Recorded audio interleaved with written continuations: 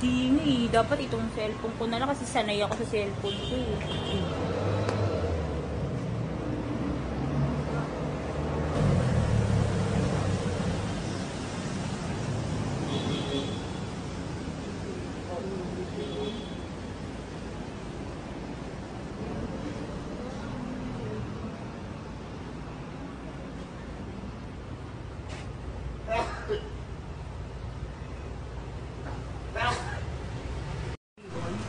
Di nga eh. Dapat itong cellphone ko na lang kasi sanay ako sa cellphone ko eh.